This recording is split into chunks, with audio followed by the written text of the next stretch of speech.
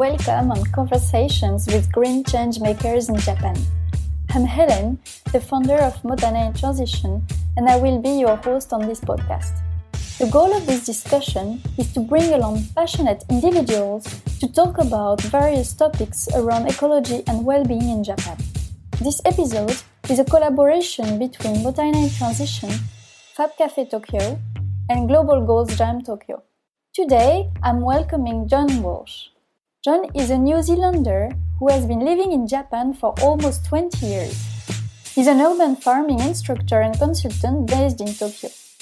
Since 2012, he has taught nearly 1,000 people, including individuals, families, students, and working professionals, how to grow healthy urban food, to improve their health, support the environment, and reconnect with nature.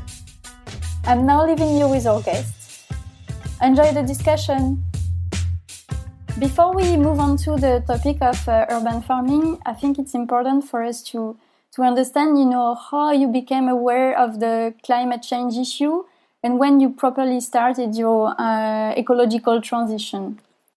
10 or 15 years ago, but I was really looking for something that I could do to actually make an impact, and I just wasn't finding it at all.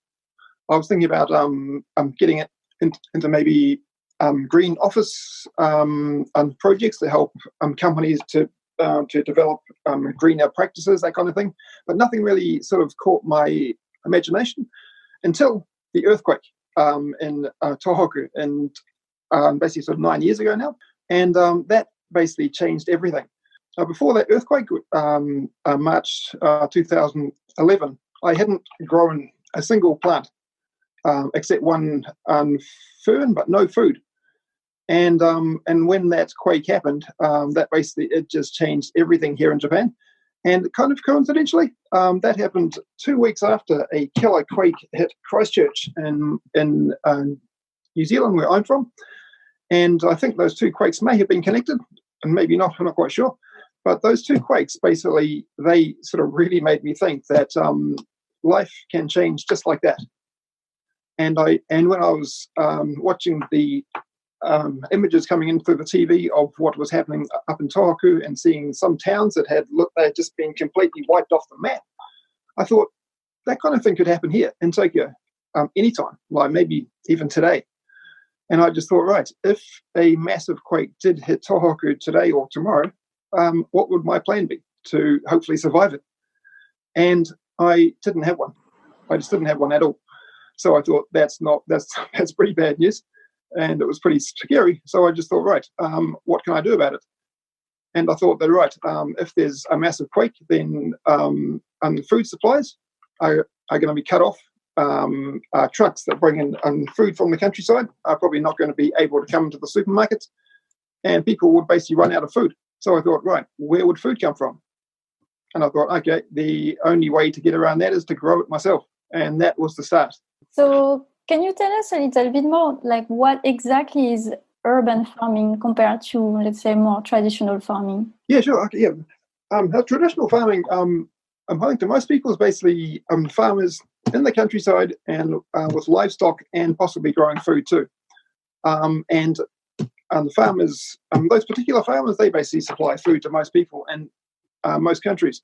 Urban farming, by contrast, is typically growing food, not raising livestock, and it's usually done in urban areas. One of the main differences is that when you grow food in cities like Tokyo, you have to deal with shade because of the tall buildings. When you're growing food in the countryside, there's usually no issues with shade. So when you're growing food in cities like Tokyo, you've got to basically get creative about how to maximize sun exposure on your food so that it'll grow. And that's a challenge, and it's a good one. And it sort of forces people to get creative. So urban farming is basically it's largely growing vegetables and herbs and fruit too, maybe, in urban spaces. Can you tell us a bit more about the work that you do with the different people you are involved with, and how you put into practice these strategies you mentioned? Yeah, sure. Okay, yeah. It all kicked off when when the earthquake happened 9 years ago. My daughter was 3, And I took her to my local community garden, which is really close to my family house here in North Tokyo. And I taught her how to sow seeds, and she picked it up in like 1 minute. So I thought, hey, I've just taught a kid how to grow food. And then I thought, well, maybe I could teach other kids. But at that point, I had zero formal teaching experience with anything, not even English. So I basically got in touch with a international school where I knew the founder, and basically said, do you grow food? And he said, no, but we're kind of interested. So would you like to come in? So I went in, and by that stage, I had been growing food in a local community garden right through summer of 2012. And I had been taking lots of photos of it. And I basically went into the school and I covered their table with a whole lot of photos of the food I had grown. And they basically said, can you teach our kids? And I was like, wow. My offer to the school was just to set up 10 planter boxes for free and grow food. But they asked me to teach, and that was a bit of a challenge because I've had a speech problem for most of my life. And like I said before, I've had zero formal teaching experience, and both of those factors combined, not exactly conducive to public speaking. But I thought, hey, this is a great challenge. Go for it. So I did. So I basically created 10 urban farming lessons in 3 months, nearly killed myself doing it, and started teaching them. And that was the start. That was 2012. By 2017 or so, I had taught about 600 school students and got into teaching adults, especially at Tokyo American Club, teaching people in parks, teaching people at their homes. I run a course at the New Zealand Embassy, teaching their staff how to grow food. And I'm also getting into installing gardens as well as side by side with my teaching. So I've, with my business partner, Grant Munro, we installed a outside garden at the Grand Hyatt Hotel in Tokyo 2 years ago. That was probably the first organic vegetable garden at a hotel in Tokyo. And I've just finished a project at Montessori School in Tokyo where I was installing a rooftop garden for the kids and working with the kids. And I've basically set up gardens at 3 different schools and a hotel and the kindergarten. And it's all going really well. It's all going really, really well. The sky's the limit. Mm-hmm. And so how do you think urban farming can have a positive impact on the environment? It's all good. It's all good right from start to finish. When you grow food without chemicals in the city, you basically cut down your food miles because you don't have to rely on food being trucked in from the countryside. Having local food grown healthily, if it's on your balcony outside or your rooftop or at work, you don't have to go far to get it, which boosts your self-sufficiency just in case there's a big earthquake or some other kind of disaster. Also, there's a lot of allergies among school kids these days. Can't eat lots of different kinds of food, drink milk, yogurt, cheese, whatever. And a lot of those allergies come from chemicals that are used to grow food, commercially produced food. So there's a really big benefit when you grow your own food without using chemicals. You can actually noticeably reduce the intake of chemicals. And we're talking chemicals like these ones here, artificial fertilizers, insecticides and pesticides, which regularly get sprayed on commercially produced food, like these tomatoes. These are from a local supermarket tonight, 200 yen. They've been poisoned with sprays. As opposed to if you grow your own from a little tomato plant like this, and you don't use chemicals, then by default, the tomatoes that this particular plant grows they're going to be much healthier. This tomato plant, just for interest, it costs 180 yen. This packet of tomatoes is about 12 tomatoes in here, costs 200 yen. And when I eat these, there'll be a plastic container to throw away. This tomato plant, if it's planted in the ground, it'll be 2 meters high in 2 months' time, and it will produce approximately 150, possibly 200 tomatoes from this one tiny plant. That costs less than this. I normally grow 8 tomato plants each spring, which produces up to 1,800 tomatoes. My top account was 2,000 tomatoes one summer, about 3 years ago, from 8 plants just like this. Yeah, so that's good. And also, when you grow food without chemicals, you're not spraying chemicals into the soil or onto your plants, which has a really good effect on soil health and general environmental health too. So yeah, there's basically 3 key benefits. There's personal health from not using chemicals, environmental health from not using chemicals again, and also self-sufficiency too. And in a country like Japan, where we have quakes every single day, we never know when the next big one's going to come. It's always good to have some food really close to where we live, just in case we need it. Jumping onto what's happening in the world at the moment, how do you think this can help in boosting your self-sufficiency? Yeah, it's massive. That's a really, really good question. Lots of people are not leaving home right now, and most people need to leave home to go to buy food from the supermarket. But if you have a garden at home, then you hopefully won't need to leave home as many times as usual, compared to if you don't have a garden. So having a private garden at home can actually make it easier to stay home and stay safe too. So that's probably the key benefit, because most people purchase food from shops, and they have to go to the shop. They have to actually physically go to those shops in most cases. But if you have a garden, you can pick your tomatoes, you can pick cucumbers, you can pick lettuces, you can pick your herbs, whatever you like, and you just have to go outside to get them. And I guess that gives you a buffer as well. It does, yeah. That's a really, really good point too, because like about 2 to 3 years ago, there was major flooding in central Japan. Hiroshima in particular, there was like massive landslides down there.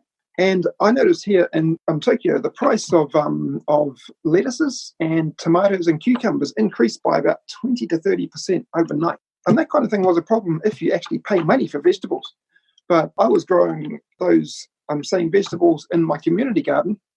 And if I wanted them, I could just go to the garden and pick them. So the food that I grow personally in my community garden, it's completely independent of price shocks and price spikes. It doesn't matter what the price of like lettuces or tomatoes are doing elsewhere. If you have your own, that doesn't matter. It's all free. That's wonderful. That's true. So I guess some people are being curious, as an individual, how can we get started with urban farming? And if we only have, for example, a balcony, how can we do about it? That's a really good question too.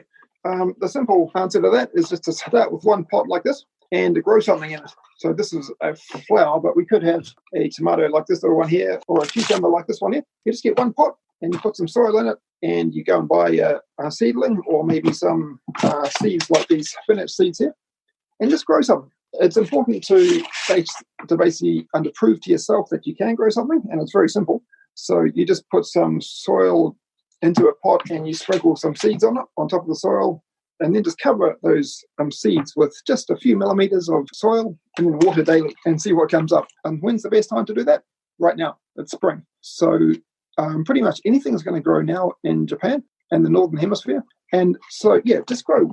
Just start small with one pot and see what you can grow. And then what I did when I first started gardening in 2012 was I just grew some spinach from seeds like this, and they grew. Just one plant, and I was just like, wow, this is amazing stuff. I couldn't believe it because I'd never done it before. And then I just bought some more pots and grew some herbs and some microgreens and some more spinach. And I just made my garden bigger just by buying more pots and doing exactly what I had done with one pot multiple times, and it all worked. And do you have any advice on how to choose the seeds for them to be more environmentally friendly, I guess? Yes, basically, when it comes to gardening, natural is best. Unfortunately, most of the seeds that we can buy from shops are what's called hybrid seeds. And hybrid seeds have a use-by date, like milk does and bread. But the thing is that natural seeds don't have use-by dates. That's a huge difference. And natural seeds, also called heirloom seeds, they can basically be replanted. They can be used again and again, whereas these hybrid seeds here, they've been injected with what's called a terminator gene. And the terminator genes make seeds sterile after approximately 12 to 15 months. That basically means that when this use-by date comes around, these won't germinate, so they won't grow. They'll basically be dead, which you can probably guess what that forces gardeners to do. You have to keep on buying seeds, which is like great for the seed companies, but not good for the people that grow the food. It's purely financial, purely business. So yeah, the best thing to do is just get organic seeds and buy and use as many as possible and just keep on using them year by year by year. That's what our grandparents' generation did. That's what every single generation before them did. It's only these last two generations, since about the 1960s or so, where food production has been turned on its head, completely changed. We're now spraying poisons on our food and using genetically modified seeds. We're going right off the scale, and we're getting a lot sicker because of it, which is a major problem. So my personal policy when it comes to growing my own and teaching is just keep things as natural as possible. Sunlight, water, and not much else. So where do you recommend getting these heirloom seeds? The best way to get the heirloom seeds is just order online. Here in Tokyo, I've found 2 shops in the entire city that sell organic seeds, and one of them now doesn't sell them. So basically one shop in Tokyo that I've found that sells organic seeds. When you hear the word organic, it pays just to think real. That's quite simple. So purchasing organic seeds online is the best way to do it. You can get them from pretty much any country. I can buy seeds from New Zealand, from Italy, France, from Belgium, from a lot of different countries. And the best thing to do is just to use as many as possible and then capture the seeds when they fall off the plants and use them in the next season. And this is one key way that nature regenerates itself. In a cycle, we just basically keep on using the seeds. That's what my mother did. It's what my grandparents did. And it's what every generation before them did. You just basically use seeds again from the plants that you're growing. It's really natural. And that's the great thing about growing your own food naturally. It's really simple, but we've made it really complicated in the last 2 generations by adding chemicals, we just made things much too complicated, and it's causing massive problems. I was talking to someone today about this. The answer to growing food naturally and impacting our health in a really positive way is to do what our grandparents did, and that's grow food naturally. So that basically means that if we want to move forward and progress when it comes to improving our personal health and improving soil health and environmental health, we just got to take the practices from the past and do them again today. For balcony gardeners, where is the best place to get some soil? Home stores are the best place to get them. All garden gear here in Japan is really cheap. You can buy a 25-litre bag of soil for about 550 yen. And that's about the price of a large Starbucks coffee. And you can buy a massive bag of soil. Or you can basically create your own by composting. That's what more and more people seem to be doing these days. Basically, you just get your kitchen scraps, your fruit peelings, your vegetable peelings, your coffee grinds, your tea bags, your newspaper, your leaves from outside, and make compost. That's a cool way to do it. That's basically recycling too. And that's what nature does naturally. Just a couple of points about soil. The darker, the better. Dark brown is good. Black is great. Ukraine and other parts of Russia are quite well known for what's called black soil. That's nutrient rich. It's really amazing soil. But like I said, dark brown's the best, and the darker the better. That basically means that it's most likely got lots of nutrients in it. So you were mentioning earlier a website or the store in Tokyo to buy some seeds, which are organic. Do you have the name of the store? The shop, it's a organic restaurant called Crayon House in Omotesando, and they've got an organic restaurant and a shop, and they sell organic seeds there. They're a little bit more expensive than your regular seeds, but they're much are safer and much healthier for you. So that's the place that I go when I want to purchase them physically. Otherwise, online. Which website do you use online to find them? I don't really purchase many online, but I can get back to you about that. No problem. Do you know if there's a way also to buy seeds from other farmers? Like, for example, if people wanted to get some seeds from you or like from any other things, or is there a seed exchange in Tokyo, for example? I haven't heard of one here in Tokyo, but I have heard that Hacker Farm, which was the group that we were talking about before out in Chiba, they were talking about setting up a seed exchange last year. I don't know whether that actually took place, but that's a great way to basically share seeds and get the ones you want. Do you have any idea roughly of what's the surface needed to feed one person or maybe a couple? Or Okay, well, just to give you some idea, I rent a tiny plot in a local community garden. It's 3 meters wide and 5 meters long. That's slightly wider than one standard car park. So it's tiny. It's really, really tiny. From that size plot, I can grow more than 1,500 cherry tomatoes like this in spring and summer. From cucumber plants like this, I normally produce about 300 or 400 cucumbers in spring and summer. I grow all the herbs that my family needs. I grow lettuces. I've got 64 lettuces growing right now in my community garden patch and 4 square meters. Yeah, so basically one plot that's slightly larger than one standard car park, I guesstimate could feed 2 families in summer. This is pretty embarrassing, but my family doesn't consume about half of what I grow. It's just too much. So during the summertime here, my friends get free food, my workmates get free food, the neighbours get free food. We just give away lettuces and tomatoes and cucumbers. It's great. And giving away free healthy food is also, it's a really, really great way to actually make new friends and basically start communication with people that you may not know. And this is a point that's not really mentioned in many gardening books or training, but the community aspect of growing food is really, really good, especially when you grow some and give some, which I've been doing here with Second Harvest Japan, Tokyo's only food bank. I've basically been growing food and donating fresh vegetables to them and encouraging other urban farmers here in Tokyo to do exactly the same thing, to basically increase the amount of fresh Tokyo-grown food that Second Harvest Japan gives away to people that need it, basically single mothers, homeless, you name it. Yeah, so the community aspect of growing food is not really widely spoken about, but it's really important and it brings people together, and gardens do the same thing too.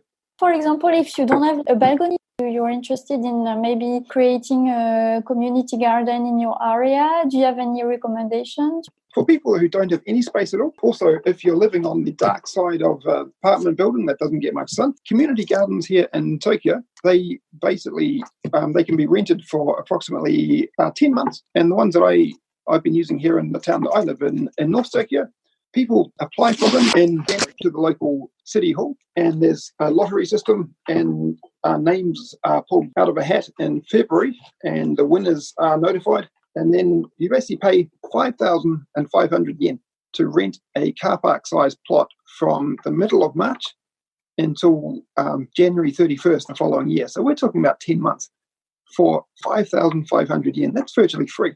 It's incredibly cheap. And considering that I grow probably about 25 to 30,000 yen worth of food per year, it's really good value too. So you basically look for your local city newspaper in January, in the first 2 weeks of January, and these local city newspapers can be picked up from train stations and libraries and other public buildings, and then you apply and you'll hopefully win. Like I said, 9 months rental for just over 5,000 yen.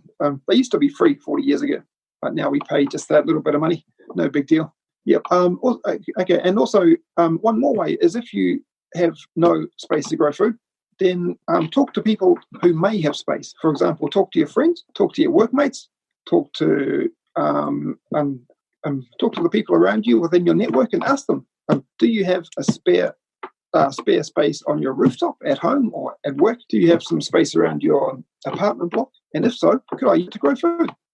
If they say yes, then say, hey, we can share the food. So the key point here is that you don't actually have to have your own garden to grow food. You don't have to own space where you can grow food. You just have to know someone who has space that will let you use to grow food, which opens up the local community. Yeah. So it's important to not just think about what space do I own or have access to. Just think about what space does my network own or have access to, and then just get talking. Ask them. It's that simple.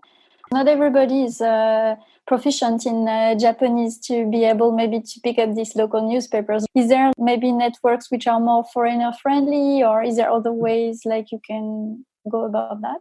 Just find a Japanese friend to help you. That's probably the simplest way to do that. Yeah, just talk to a Japanese neighbour, ask them. Just to help you to find out what part of this local newspaper has got the application form to apply for community gardens. There's quite a few good gardening networks here online where you can get help. One of the better ones, Japan Gardening on Facebook. That's a really good one. It's got people spread right throughout the whole country growing lots of stuff. What do you grow in winter? Do you have any recommendations? In winter, okay, yeah, spinach, radish, lettuces. You can grow kale, Swiss chard. Swiss chard's really difficult to kill. That's a really strong plant. Spinach and radish and lettuces. The growing season for this is basically starts in March and goes right through until November, December. We can grow these right through summer. You can grow pretty much most herbs or grow right through the year. We're talking mint, we're talking basil, we're talking shiso, we're talking a whole bunch of others. For winter, I think from memory, I'd have to check this, but I think cabbage and broccoli, they're seasonal. And daikon, too, is also seasonal from memory. I've never grown those, so I'm not quite sure. One more thing about seasonal fruit. These two, tomatoes and cucumbers, these are quite definitely seasonal. These are only grown in spring and summer, which is basically right now.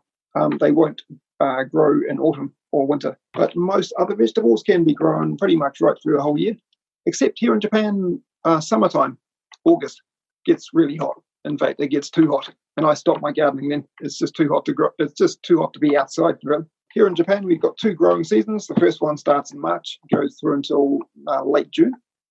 March, April, May, that's 4 months. And then after the summer, usually in the middle of September, when the temperature noticeably drops, that's the start of the autumn-winter growing season, which can go right through Christmas, right through New Year, and right through the snow into January. So that's another basically 4 months at the start of the year.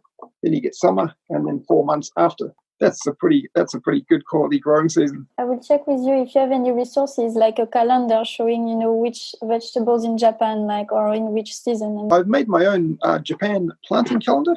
Just for people that don't know, planting calendars basically show when to sow and transplant herbs and vegetables. And back when I started gardening 9 years ago, I really wanted to find a Japan planting calendar that I could read.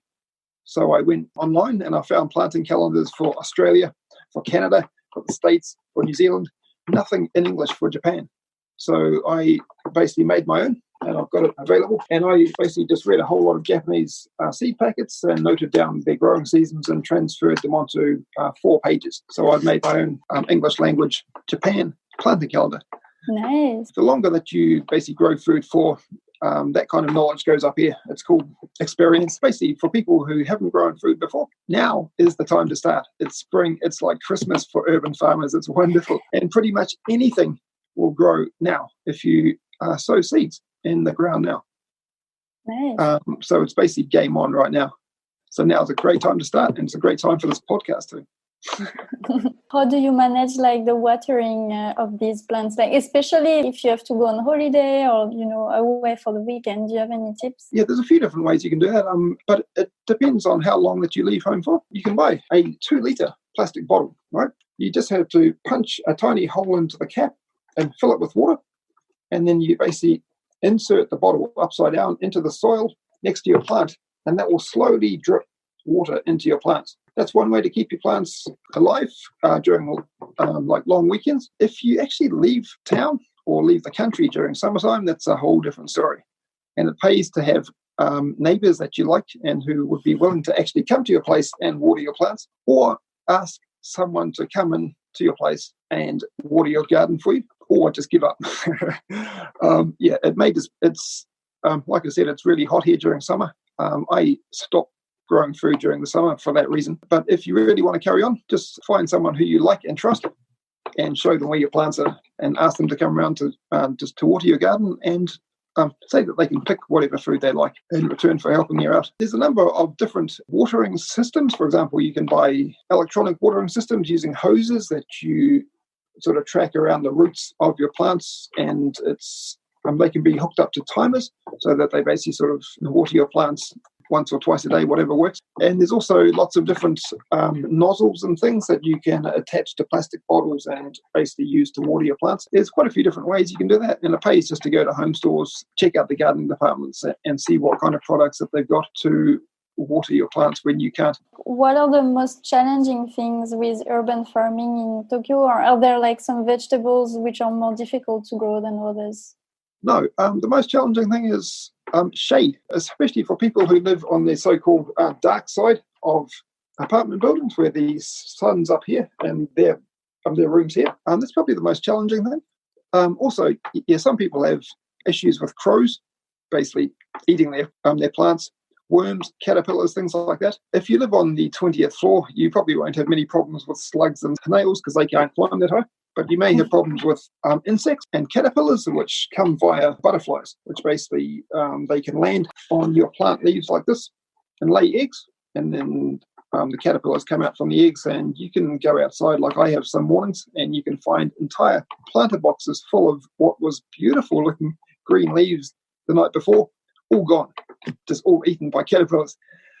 One key to get around that is if you cover your plants with insect net and quite simply stop the butterflies from landing on your leaves, that will kill that problem dead.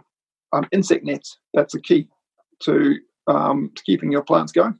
Just one thing about insects though, many people get hacked off when insects like caterpillars eat their plants.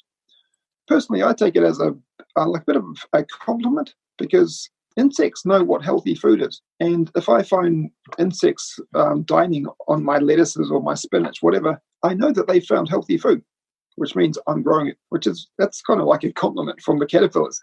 It's pretty good. It's not bad at all. There's a couple of close-out questions I wanted to ask you. So, what is your vision for the future of urban food? The future is huge. The key part of my vision is free, healthy food growing everywhere, on streets, on rooftops, at schools, on office blocks.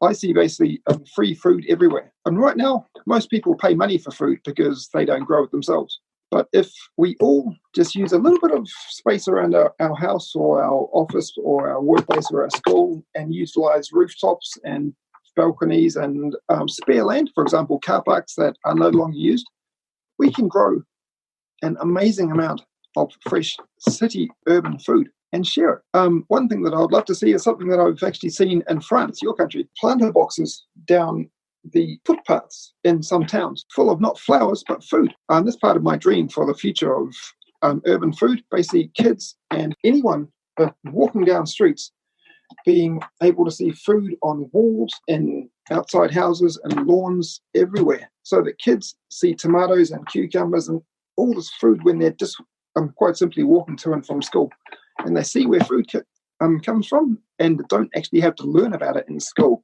but they will be able to walk past food and see it every single day. And the potential is all there. Growing food is amazingly simple. It's really, really simple. And I think the key is, this is a key part of my work here in Japan, is to motivate people to grow food. So I'm not just talking about sharing the skills and teaching people what to do to grow food, but also motivating them to go to a shop and buy a pot and buy some soil and buy some seeds, take them home and grow food. Because I could teach 1 million people how to grow food, but if I don't motivate them to grow food, then most of them probably won't. So what's the point? So I think it's really, really key to basically motivate people to grow food. And when you tell them the list of benefits of growing food without chemicals in cities, it's all crystal clear. It's all good. How do you go about city pollution and also like soil pollution? How do you know the soil you're growing your vegetables on is healthy, or how do you know? You basically won't the first time. It depends on what was being grown in the soil that you got last year and the year before. But you can basically condition your soil and know what's inside your soil yourself by either digging out the existing soil and replacing it with new soil that you know what's inside it, or use compost. Now, when it comes to compost, I was talking about this with someone that I was training this morning. Compost can be problematic because if the compost has been made from food and fruit that have been sprayed with chemicals, then when you make compost from those scraps, then your compost will contain chemicals too by default. So you can gradually make changes to that by buying and growing organic food that has not been sprayed with poisonous chemicals, and then making compost from that and putting that onto your soil to, over time, condition your soil so that it's perfect and natural. Air pollution, there's not really much that you can do about that besides wash your leaves. And there's a really key difference. For example, if I grew this outside my house, we have cars drive past and the leaves would get basically the pollution from car exhaust on top of the leaves, which could be washed off. That's quite different from when food is sprayed with chemicals, because then those chemicals that are sprayed, they go into the soil and the plant sucks up whatever's in the soil. And so the chemicals from sprays like this, they go inside the plant, and there's nothing we can do to get those out, as opposed to airborne pollution, which simply lands on the leaves and can be washed off.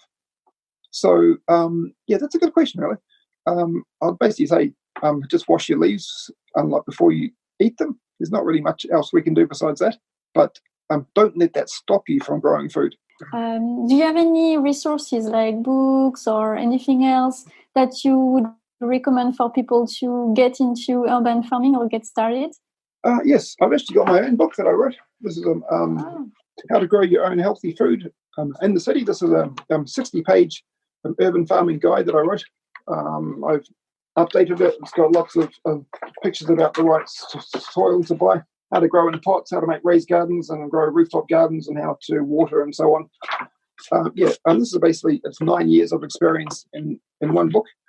Also, online, in terms of resources, there's a whole lot of stuff online, but if it's in English, it'll probably be for other countries. There's not much English language gardening resources available online here in Japan. It's mainly Japanese, of course. And that's a bit of an issue, but not a major one, because the growing seasons here, as opposed to, for example, Hong Kong or Malaysia or China, are only going to be slightly different. But it will be quite different from countries further north or south, like Canada or Australia, where the latitude, longitude is much more different. Just use Google. But like I said, like before, about motivation, there's a couple of people I would recommend. Stephen Ritz, who's in New York. He runs his own Green Bronx Machine, which is a school-based urban farming project. Stephen Ritz is insane. He's so enthusiastic about growing food. And also, many urban farmers may have heard of Ron Finlay, he's in the Bronx. I'm not quite sure what part of the States he's from. And he's basically started his own movement of growing food anywhere. Yeah, so these two guys, if you Google them, they've both done TED Talks. And if you want to get motivated about growing food, check out their TED Talks. They're fantastic, really good. And like I said before, motivation is key, because you can have skills to do anything, but if you haven't got the motivation to actually play the piano, start a painting, start a garden, grow food, then the skills can be meaningless. So you've got to be motivated. What is the best thing about being an urban farmer? Oh, where do I start? Healthy food. That's actually tasty. Food where the natural flavour is there. For example, these tomatoes, they're from a shop. They've been commercially produced. They don't have much flavour. If you grow your own food, if you grow your own tomatoes without chemicals, the taste can blow your socks off. Absolutely fantastic. When you don't use chemicals, taste, you could say, increases, but that's not really what happens. Using chemicals suppresses the natural flavour of your food. And I think that's why we have salad dressings, because the commercially produced food doesn't taste anywhere near as good as natural organic food. So we now have a whole range of salad dressings to improve the flavour that's been suppressed by the chemicals. And that's just one point. Growing your own food for the mums and dads out there, it's kind of like having kids again, because you're starting from seeds and you're growing food, and it's wonderful. Most of my food tastes about 25% better because I grow it personally. I've seen the food grow from seeds to this, and the amount of personal satisfaction that I get from doing that is amazing. Also, thinking beyond just myself, when I teach skills, I know that I'm teaching skills that people can use and are using and will use to grow healthy food for themselves, and also hopefully pass down those skills to their kids. Growing food by itself is one of the most simplest things you could possibly do. Teaching it helps to spread the skills. And when those skills get passed down through the generations, you can have a massive impact. And that's one of the things that I'm really excited about my work, that what I do, it could well be passed down to my grandkids' generations and beyond. So taste, the environmental benefits when you don't use chemicals and grow food locally, that's quite clear. Also, price. Like I said at the start, this cost 200 yen for about 12 tomatoes. If I grow my own, that was cheaper than this carton of tomatoes. This will produce hopefully 150 tomatoes, maybe 180, which means one tomato from this plant is 1 yen. That's virtually free. That's virtually free. Whereas when I buy these, I've paid 200 yen to buy poisoned tomatoes. What's the point? Why bother? What's the point in that? That's a pretty good reason just by itself. Just grow your own, you'll get much more. It'll be much cheaper and much healthier and taste better. Thank you for listening. You will find all the notes from the discussion on Motanai Transition website, motanai-transition.com. If you like the podcast, don't hesitate to leave a rating on your favorite podcast app. Matane!